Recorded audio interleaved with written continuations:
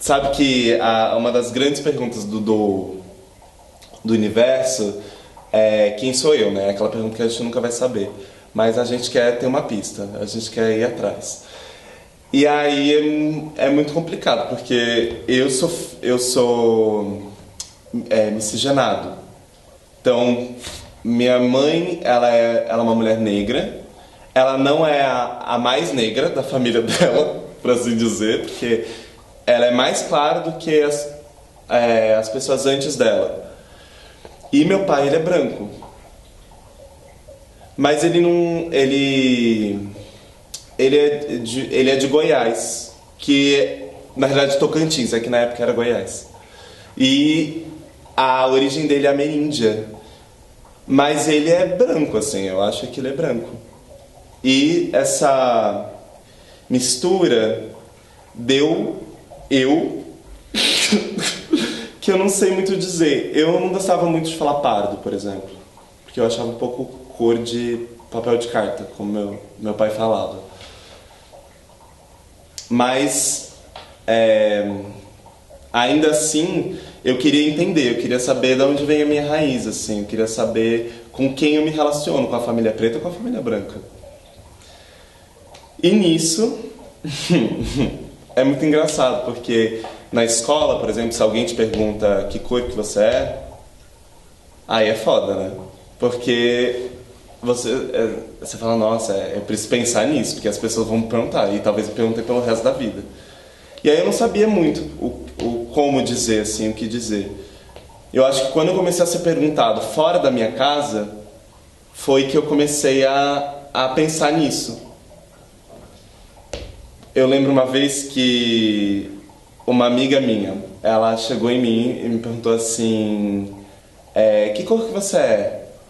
Aí eu falei, eu não sei, assim. Aí eu falei, eu sou branco.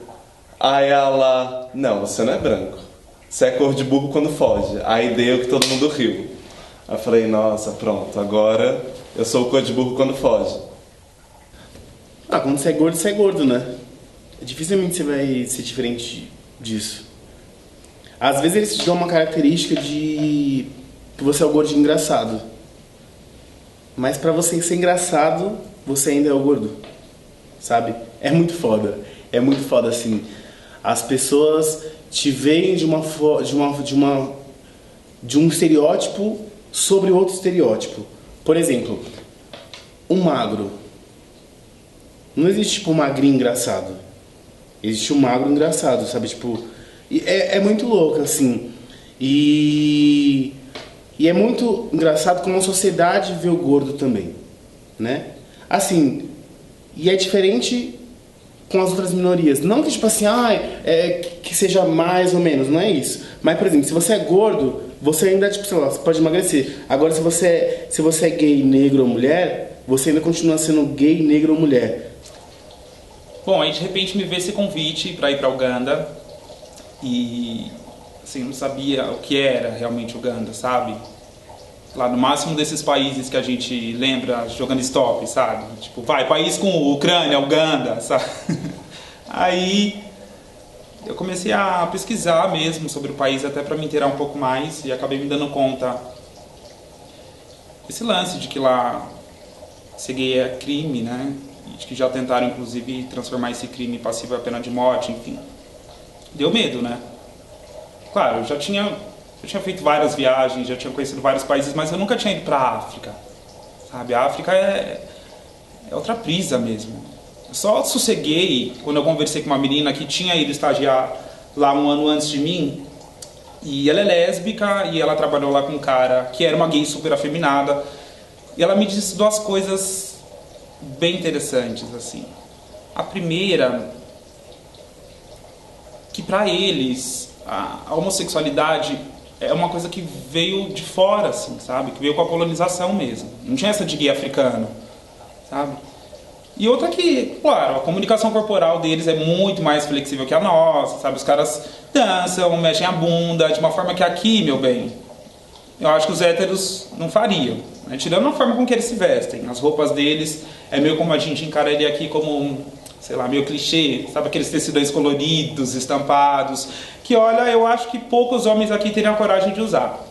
E o que é muito louco, que além dessa diferença dos países, você ainda é um estrangeiro lá. Então, os caras nem têm esse parâmetro, nem tem como te julgar, sabe? Não tem essa coisa que acontece muito aqui, que você tá andando na rua e você ouve, olha lá, ó, aquele dali acho que é viado, sabe? Não, nem rola isso. E em outros casos, conforme eu fui crescendo, o meu pai, ele é uma pessoa muito militante, assim. Ele é uma pessoa que milita. Em várias áreas. E aí ele sempre falou que os filhos dele, por serem miscigenados, ele acredita que são filhos pretos, filhos negros. E aí eu comecei a falar que eu era negro, principalmente naquela época do vestibular. E aí as pessoas começaram a falar que eu tava querendo cota. E eu comecei a ter vergonha de querer cota, porque eu não me sentia exatamente negro, não me sentia exatamente branco, eu sempre fui classe média, também tem isso, então eu não vivi na periferia, eu não vivi, por assim dizer, de violências que são retratados dentro do movimento negro ou dentro do que é hoje, né, que é melhor concebido assim, no comum. É difícil falar essas coisas, né? É muito foda, porque como todo mundo, né, quando vê você em algum lugar, se acha médico ou nutricionista, né? É muito complexo isso, porque toda vez que você vai no restaurante, as pessoas já vão ali, tipo assim, só quero te ajudar, viu? Só dando um apontamento pra você. Tipo, mano, eu não pedi sua opinião, sabe? Eu não pedi pra você se intrometer na minha vida. E se eu quero ser gordo, sabe? É um direito meu. As pessoas não têm que se meter. Eu já passei também por algumas coisas, sabe? Por exemplo, você vai no restaurante, tá? Você tá lá comendo no restaurante e tal. Às vezes a pessoa não te conhece, mas ela faz questão de olhar pelo canto de olho no seu prato, bater o olho no seu corpo, né? E falar, agora eu sei porque você tá gordo. Sabe umas coisas assim que não precisa? Nesse sentido, eu me sentia muito mais seguro lá do que em alguns lugares aqui no Brasil. Louco, né? Um lugar onde é crime você ser gay e você não corre tanto perigo porque as pessoas não sabem bem o que é ser gay, sabe? Até você pode ser gay ali dentro do seu jeito de ser, mas você não pode se relacionar, né? Então, eu sei que, olha, eu fiquei 4 meses em Uganda e dos 4 meses, nossa, eu anulava a minha sexualidade, baby. Não tinha nem como, nem pensar, nem cogitar em sair na rua e dar uma paqueradinha com os boys, não. Claro, porque assim, tava tudo de boa ali, os trejeitos existiam, mas era outra coisa, eu dar indícios de que eu era gay ali, né? Aí, os aplicativos também eu tinha medo deles. Eu não instalei nenhum, acredita? Nenhum. Sim, tinha umas amigas que tinham lá instalado, eu pedia pra dar aquela bisbilhotadinha de vez em quando, ok, mas meu medo era de ter gente infiltrada mesmo nesses aplicativos. Sei lá, gente que não é gay, tá em busca de gay pra fazer algum ato de violência. Nunca se sabe. E aí eu comecei a assinalar branco ou não declarado. Porque eu não queria que as pessoas tivessem pena de mim, por exemplo. E aí hoje eu me pergunto, nossa, será que eu tenho racismo? Será que era racismo? Será que eu não saber é um problema? Por exemplo. Anos mais tarde, eu fui para a França, numa oportunidade da faculdade. E aí, lá as pessoas começaram a me reconhecer como árabe, por causa dos meus traços. E as pessoas começaram enfim. E eu comecei a ser um árabe na Europa. E todo mundo sabe o problema que há envolto disso, né? E aí as pessoas não eram exatamente educadas comigo, as pessoas não eram amigáveis. Então eu sofri um outro tipo de racismo, ou sei lá, um outro tipo de tratamento, ou era outra pessoa já. E aí quando eu voltei pro Brasil, também aconteceu de eu estar com um amigo francês aqui, e esse amigo, enfim, a gente estava andando e esse amigo, ele parecia mais brasileiro do que eu, assim. Aconteceu já de eu estar andando na 25 de março e um cara passar por mim e falar Salam Aleikum. Gente, é um lugar muito bizarro, assim, porque é um corpo mutante, de certa maneira, né? É um corpo que que se adapta. E o engraçado é que eu tenho uma memória muito clara, assim, de uma época da minha vida em que eu vivi completamente o contrário do que eu vivi em Uganda. Porque é isso, em Uganda eu era gay, mas as pessoas não sabiam que eu era gay. Agora eu tenho uma lembrança clara, principalmente na infância, de uma época da minha vida em que todo mundo ao meu redor sabia que eu era gay, menos eu. Porque é assim que começa, baby. Bom, pelo menos comigo foi assim, sabe? Você começa a apresentar alguns trejeitos, né? Aí você toma uma atitudezinha aqui, outra ali, que vai um pouco contra, assim, do que os meninos propõem. Claro que não é a regra, não é mesmo, mas uma coisa muito comum, por exemplo, é normal que você não, sei lá, não se interesse por futebol.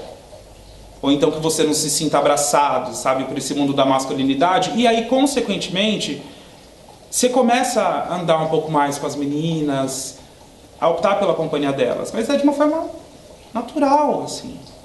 É natural mesmo. E é tão natural que você nem associa de cara isso com sexualidade. Nem tinha como. Tinha como, sei lá, eu devia ter uns 11, 12 anos. Imagina, meu bem, eu nem sabia o que era gay. Eu ia saber o que eu era? Não, vixe, eu nem me dava conta. Mas olha, todo mundo ao meu redor já sabia. Era incrível. Todo mundo. Sabe aquela famosa criança viada, sabe? Na infância, eu nem sempre morei em São Paulo, né? Eu morei em São Paulo a partir dos meus 11 anos. Mas antes eu morava em Santa Catarina. E eu fui morar numa cidade que era inteira colonizada por alemães. E as pessoas lá, elas não se reproduziram muito com outras pessoas de outros lugares. E aí os traços delas são muito, muito europeus, assim. Então eu, com certeza, não sou uma pessoa loira do olho azul. E aí uma menina, uma daquelas perguntas capitais, né, assim, ela chega em mim e pergunta, você não é daqui, né? Aí eu falei, não, quer dizer, tô aqui, né, eu fui pra lá muito criança. Aí ela falou, não, é porque você é muito escurinho pra ser daqui. Aí eu acho que também foi um outro momento, assim, que comecei a perceber que eu não sei, que eu não era aquilo, e aí eu olho pro meu pai, olho pra minha mãe e também não bato. Aí tem os seus amigos, né?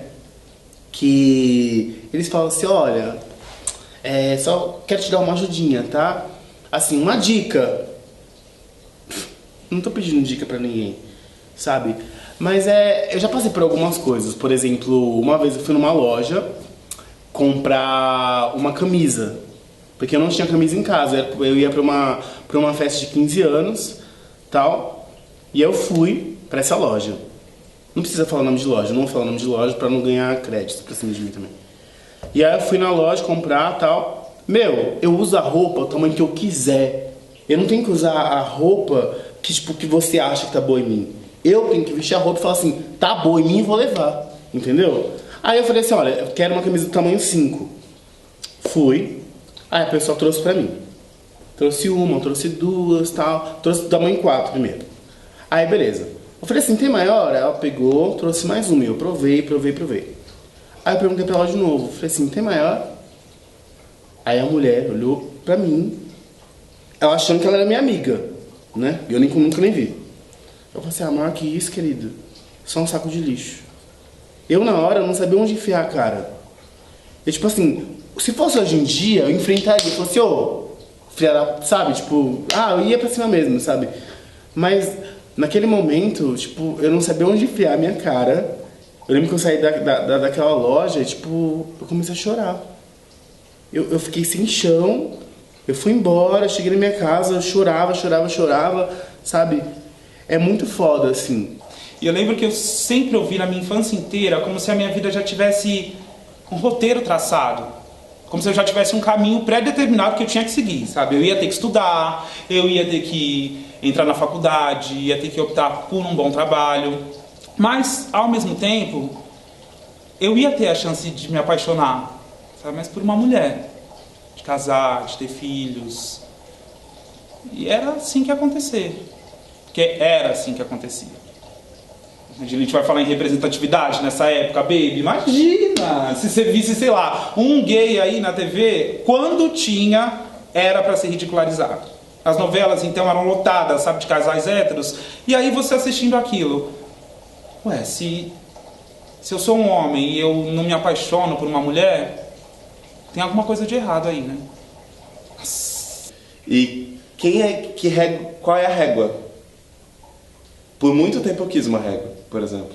Eu queria ter, até esse tom você é isso, até aquele tom você é aquilo. Mas isso não existe, né? Não adianta, isso não existe. Porque a minha mistura não é a sua, e que não é a dele, e que não é a outra. É claro que eu não me entendia. Assim, é lógico que eu tava me dando conta de que eu tava sentindo um desejo sexual por homens, mas eu não entendia como aquilo era possível. Como é que eu era um homem, sabe? Eu ia me sentir atraído por alguém igual a mim. Então tinha que ter alguma coisa de errado comigo. Tinha alguma coisa que não era normal ali no que eu tava sentindo, sabe? Eu tinha que me interessar por mulher. E eu não tava conseguindo entender isso, não tava conseguindo administrar dentro de mim, mas todo mundo já tinha sacado. O gaydar deles era maior que o meu. É isso, né? Eu em muitos lugares eu sou tratado como branco. E eu sei que tem a ver com a maneira que eu me porto, como eu tô vestido, como eu me coloco. Eu sou uma pessoa que tem ensino superior, sou uma pessoa que viajou pra fora, sou uma pessoa que, enfim, que tem uma certa eloquência. Então, isso são características que geralmente são associadas pro branco. Mas em muitos lugares eu sou considerado negro, ou assim, ou deveria me considerar negro. Principalmente por pessoas negras, assim. Elas geralmente me reconhecem como negro. Quer dizer, as pessoas negras de hoje, né, assim, que estão na militância, que estão aí estudando, né. E aí é muito louco porque eu tava falando da violência.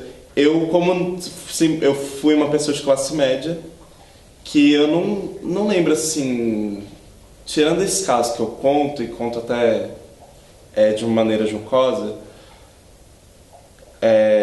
eu não tenho grandes traumas, assim, eu não lembro de ter sofrido um racismo muito violento, sabe? Não foi uma grande coisa na minha vida.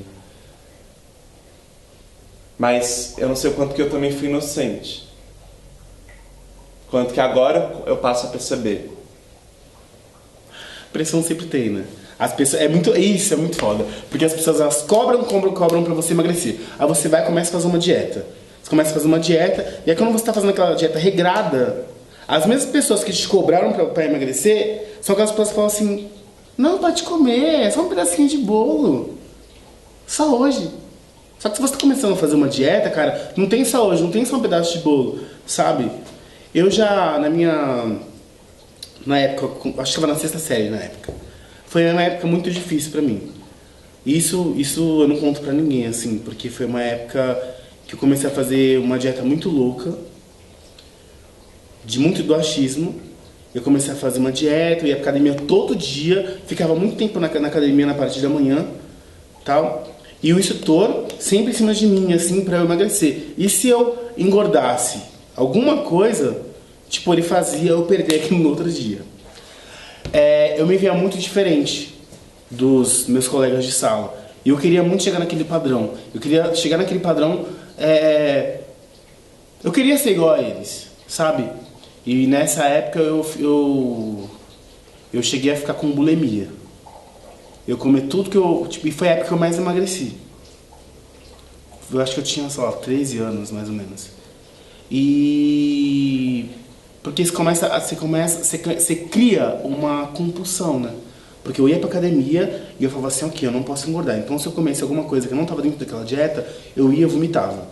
entendeu? E isso foram meses, assim, eu consegui. Aquela época foi foda, porque foi uma época que eu emagreci, que eu cheguei no corpo que eu falei assim, caralho, é esse corpo. Eu lembro de uma vez, eu lembro como se fosse hoje, que eu tava voltando da escola, e aí, nossa, era muito específico, porque eu tava voltando feliz mesmo, era difícil eu voltar da escola feliz. E eu tava voltando saltitante, sorridente, aí eu entrei dentro de casa e a minha mãe na hora me encarou, assim. E ela não disse nada. Eu lembro que ela só pegou o chinelo e eu comecei a tomar uma bela de uma surra. Assim, uma surra mesmo, sabe? Com o chinelo, tapa, enfim, que tinha pela frente. E eu lembro que eu apanhava, mas eu não falava nada, porque eu não sabia por que eu estava apanhando. E eu lembro que ela repetia assim, você não é isso. Você não é isso, você não é isso. Ela gritava e me batia. E eu lembro que eu depois parei, depois dessa surra, e eu fiquei num canto sozinho. E aí eu comecei a pensar o motivo que isso tinha acontecido e a conta não fechava, sabe? Por que eu tô apanhando? O que eu fiz pra estar merecendo apanhar? Eu não sou isso o quê? Não sou isso o quê? E é muito foda esse lance de corpo, né? Porque corpo, moda, identidade, né? Porque se você tem um corpo, você não vai conseguir seguir, tipo, se você é gordo, talvez você não consiga seguir aquele padrão de moda que tem naquele momento, sabe? Porque nem todas as roupas vão entrar em você. A minha pele só é uma pele com nome em relação ao outro que me dá o nome. Né? Não sei, eu tô pirando nisso. Eu tô viajando agora, assim, eu tô concebendo isso agora. Que a sua pele, na verdade, é a pele também do que o outro te vê, né? Porque você tem uma certa concepção. Eu conheço as pintas do meu corpo. Eu conheço como ele é. Inclusive, é muito engraçado, porque minha mãe fala assim, você é preto de alma. Ela já me falou isso algumas vezes. Ela falou assim, e até borrou um pouco no seu corpo.